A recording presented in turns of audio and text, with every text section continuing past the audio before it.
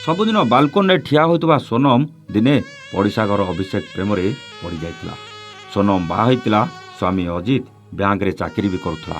କିନ୍ତୁ ସ୍ୱାମୀ ବ୍ୟାଙ୍କକୁ ଗଲା ପରେ ସୋନମ ଅଭିଷେକ ସହ ବାଲକୋନରେ କେବଳ ଚାହାଣୀରେ ପ୍ରେମ କରୁଥିଲା। ଧୀରେ ଧୀରେ ସେହି ବାଲକୋନି ପ୍ରେମଟା ନିକଟତର ହେଲା, ଆଉ ଉଭୟ ସାମ୍ନାସାମ୍ନି ମିଶିବାକୁ ଲାଗିଲେ।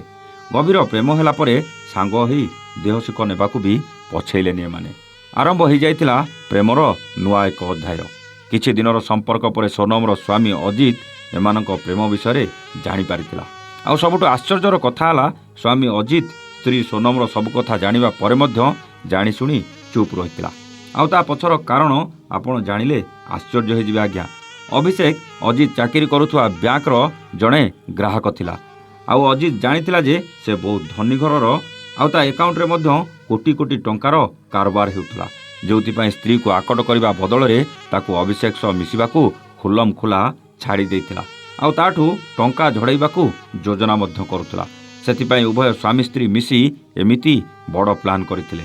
ଲୋଭ, କିଛି ଟଙ୍କାର ମୋହ ଆଉ ସମ୍ପତ୍ତି ଲୋଭରେ ନିଜେ ସ୍ୱାମୀ ହୋଇ ଅନ୍ୟ ଜଣେ ପରପୁରୁଷ ସହ ସମ୍ପର୍କ ରଖିବାକୁ ସ୍ତ୍ରୀକୁ ସହମତି ଦେଇଥିଲା। ହେଲେ ଶେଷରେ ଏହି ସମ୍ପର୍କ ଏମିତି ଭୟଙ୍କର ରୂପ ନେବ କେହି କେବେ ସ୍ୱପ୍ନରେ ବି ଭାବିନଥିଲେ। ୟାକୁ କ'ଣ ପ୍ରେମ କୁହାଯାଏ ଆଜ୍ଞା?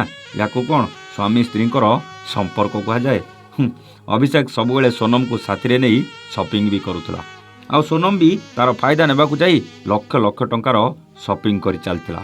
ଏମିତିକି ଗୋଟେ ଗୋଟେ ଥର 5 ରୁ 10 ଲକ୍ଷ ଟଙ୍କାର ଦାମୀ ଜିନିଷ ମଧ୍ୟ ସୋନମ ସପିଂ କରିବାକୁ ପଛଉନଥିଲା।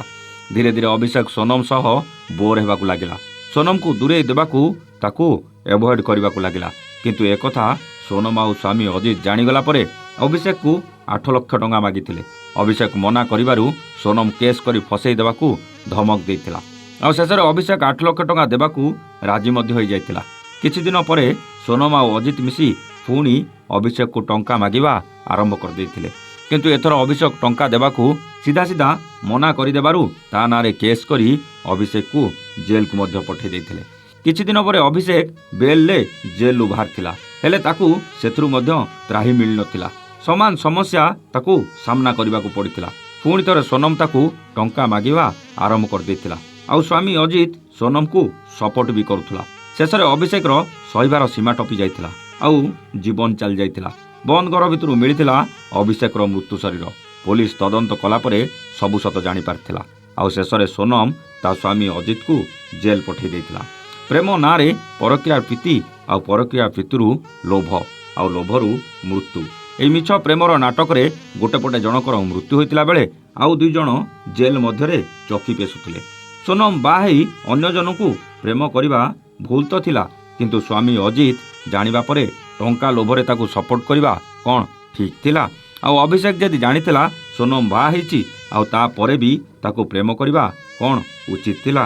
ଏଠି କାହାର ଭୁଲ? ସ୍ତ୍ରୀ ସୋନମ, ନା ସ୍ୱାମୀ ଅଜିତ, ନା ଅଭିଷେକ? କମେଣ୍ଟ କରି ନିଶ୍ଚିତ ଜଣାଇବେ। ରହୁଛୁ, ନମସ୍ତେ, ଜୟ ଜଗନ୍ନାଥ।